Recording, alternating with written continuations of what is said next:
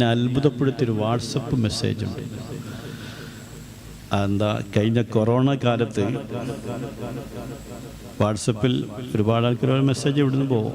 ഒരു മെസ്സേജിനെ വല്ലാതെ ആകർഷിച്ചു, അത്ഭുതപ്പെടുത്തി. നല്ല ഫിറ്റായ വാക്കുകളാണത്. ഒന്ന് വായിക്കാം ഞാൻ. സുബഹിക്ക് മുന്നേ അടുക്കളയിലെ കൈലുകളോടും പാത്രങ്ങളോടും സംസാരിക്കുന്ന ഒരു ജീവനുണ്ട് വീട്ടിൽ. സുബഹിക്ക് മുമ്പേ അടുക്കളയിലെ കൈലുകളോടും പാത്രങ്ങളോടും സംസാരിക്കുന്ന ഒരു ജീവനുണ്ട് വീട്ടിൽ. അതാണ് ഉമ്മ. തുടർന്ന് വിളമ്പിക്കൊടുത്ത് തനിക്ക് തികയാതെ വരുമ്പോൾ എനിക്കിത് ഇഷ്ടമില്ലെന്നോതി വീതിച്ചു കൊടുക്കുന്ന ഒരു ജന്മമുണ്ട് വീട്ടിൽ. എല്ലാവരും എന്നെ ആകർഷിച്ചു. ഭക്ഷണം ഉണ്ടാക്കി എല്ലാവർക്കും വിളമ്പിക്കൊടുത്തപ്പോൾ എല്ലാവരും ഭക്ഷണം കഴിച്ച്. ഈ ഉമ്മ എന്ത് പറയാ, ഭക്ഷണം തയ്യാതെ വന്നു. വിളമ്പിക്കൊടുത്ത തനിക്ക് തികയാതെ വരുമ്പോൾ എനിക്കിത് ഇഷ്ടമില്ലെന്നോതി വീതിച്ചു കൊടുക്കുന്ന ഒരു ജന്മമുണ്ട് വീട്ടിൽ. അതാണ് ഉമ്മ. വല്ലാതെ സന്തോഷം. തുടർന്നുള്ള വരി വീണ്ടും അത്ഭുതപ്പെടുത്തുക. പരിഭവങ്ങളില്ലാതെ പവിത്രമായൊരു പ്രണയം പറഞ്ഞു തന്ന ഒരു നനഞ്ഞ പൂവുണ്ട് വീട്ടിൽ.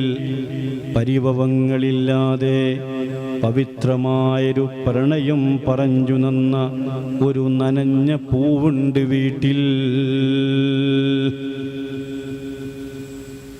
ഓരോ പ്രണയവും അങ്ങനെയാണ്. അള്ളാഹുവിനോട്, റസൂലിനോട്, ബാപ്പയോട്, ഉമ്മയോട്, എല്ലാത്തിനോടുമുള്ള സ്നേഹം ഉമ്മയിൽ നിന്ന് കിട്ടുകയാണ്.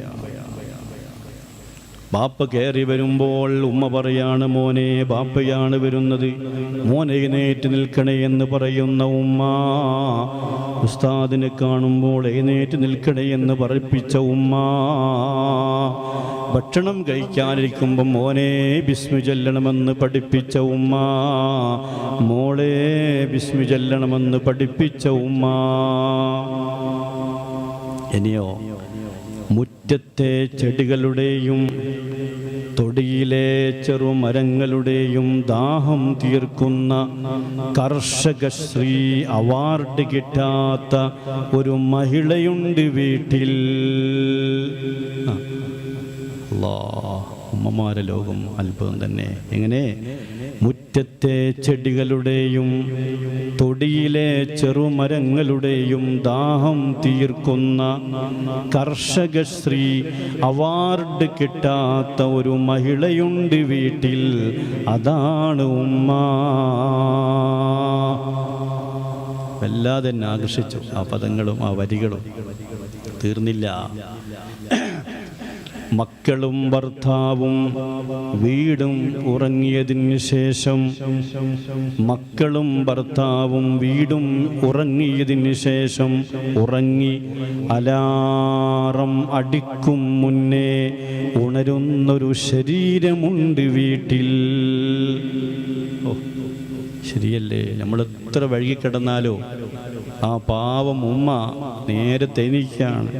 എൻ്റെ മോൾക്ക് ഭക്ഷണം, എൻ്റെ മോന് ഭക്ഷണം, എൻ്റെ ഭർത്താവിന് ഭക്ഷണം, എൻ്റെ മോളുടെ വസ്ത്രങ്ങൾ എല്ലാം ആലോചിച്ചുകൊണ്ട് കിടക്കുന്ന ഉമ്മ.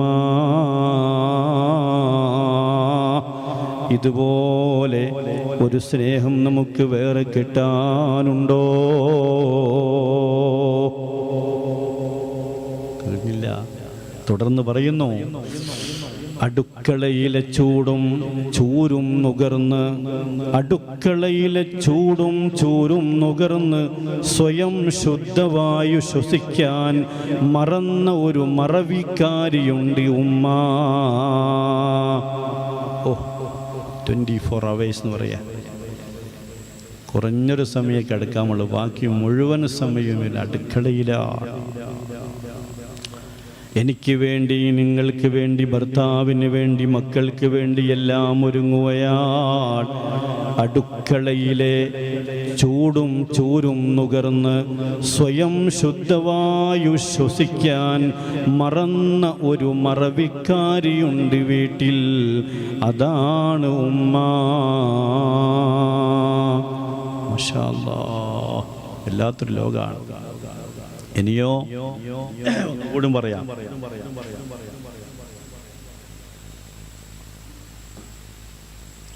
ഈ കവിത ഉണ്ടാക്കിയതാരായിരുന്നാലും എല്ലാതും മനസ്സിനെ സ്വാധീനിച്ചു. പുറത്തു പോയവർ വീടണയും വരെ, പുറത്തു പോയവർ വീടണയും വരെ, ഉള്ളിൽ തീ നിറച്ച് തേങ്ങലോടെ കാത്തിരിക്കുന്ന ഒരു ഹൃദയമുണ്ട് വീട്ടിൽ. ഓ, എന്താണ് ആ പദം!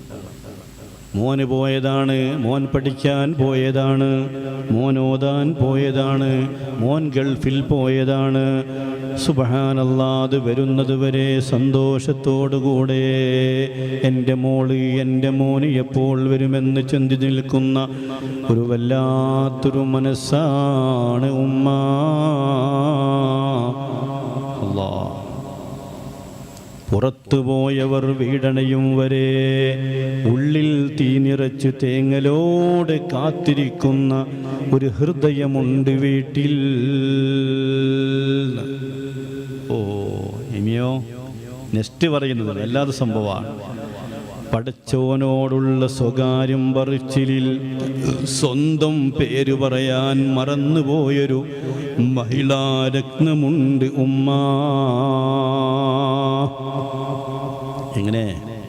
പടച്ചവനോടുള്ള സ്വകാര്യം പറച്ചിലിൽ സ്വന്തം പേര് എനിക്ക് എന്ന് ഓർമ്മയില്ല. എൻ്റെ മോൾക്ക്, എൻ്റെ ഭർത്താവിന്, എൻ്റെ മോന്, എൻ്റെ മോൾക്ക് എന്ന് പറഞ്ഞുകൊണ്ട് എല്ലാം മറ്റുള്ളവർക്ക് വേണ്ടി മാറ്റി നിർത്തുന്ന അത്ഭുതമാണ് ഉമ്മ, അനുഗ്രഹമാണ് ഉമ്മ. സ്വന്തം കാര്യം മറന്നുപോവുകയാണ്. ഈ ഉമ്മയെ എങ്ങനെയാണ് സുബ്ഹാനല്ലാഹി ജല്ല ജലാലുഹു വൃദ്ധസദനങ്ങളിലേക്ക് കൊണ്ടുവിടുന്നത്? നമ്മുടെ നാടിൽ, നമ്മുടെ കേരളത്തിൽ വൃദ്ധസദനങ്ങൾ കൂടുകയാണ്. സുബ്ഹാനല്ലാഹ്, മാതാപിതാക്കളെ വൃദ്ധസദനങ്ങളിലേക്ക് അയക്കുന്നവർ കൂടുകയാണ്. ഇന്നാ ലില്ലാഹി വ ഇന്നാ ഇലൈഹി റാജിഊൻ. എങ്ങനെയാണ് സാധിക്കുന്നത്? പെറ്റ ഉമ്മയെ, സ്വന്തം ബാപ്പയെ, സ്വന്തം അച്ഛനെ, സ്വന്തം അമ്മയെ വൃദ്ധസദനങ്ങളിലേക്ക് തള്ളിയിടുന്നവർ, അവർ വിദ്യാഭ്യാസമുള്ളതൊന്നും ഇല്ലാത്തതൊന്നുമല്ല.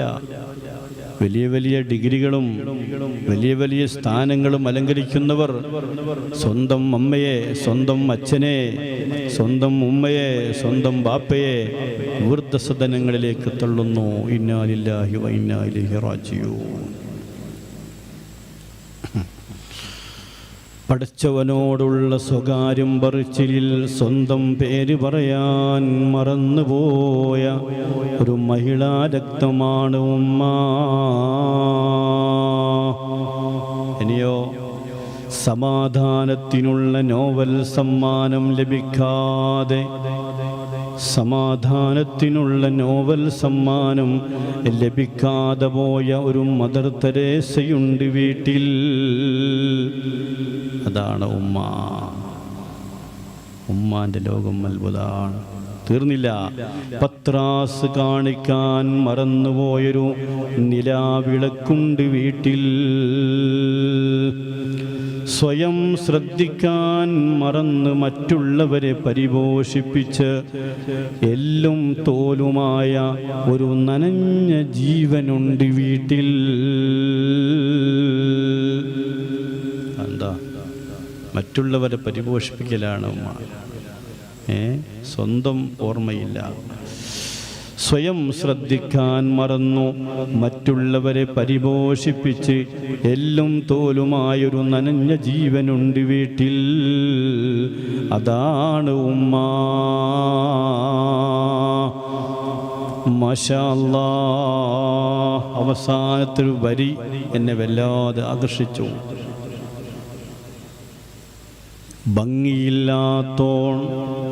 ഭംഗിയില്ലാത്തോണ്ടാവണം പ്രോഗ്രസ് കാർഡ് ഒപ്പുവെക്കാൻ ഉപ്പ വന്നാ മതി എന്ന് മക്കൾ പറയുമ്പോൾ കണ്ണാടി നോക്കി സ്വയം കരയുന്ന ഒരു പാവമുണ്ട് വീട്ടിൽ. അതാണ് ഉമ്മ. അതൊക്കെ കഴിഞ്ഞ് ഒരു രംഗമുണ്ട്. ഈ ഉമ്മയുടെ മനസ്സിൻ്റെ വേദനയല്ലേ. ഈ വേദന എപ്പം തുടങ്ങിയതാണ്?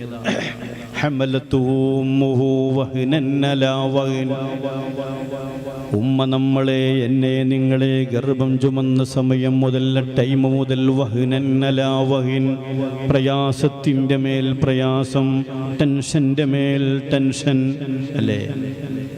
നീണ്ട 9.5 വർഷക്കാലം 9.5 മാസക്കാലം ആ പ്രിയപ്പെട്ട ഉമ്മ നമ്മളെ ചുമന്നുകൊണ്ട് ഒന്ന് വേണ്ടതുപോലെ ഭക്ഷണം കഴിക്കാൻ കഴിയാതെ, വേണ്ടതുപോലെ കിടക്കാൻ കഴിയാതെ, വേണ്ടതുപോലെ ഉറങ്ങാൻ കഴിയാതെ 10 മാസക്കാലം നമ്മയും ചുമന്നുകൊണ്ട് നമുക്ക് വേണ്ടി എല്ലാം മാറ്റിവെച്ച ഉമ്മ.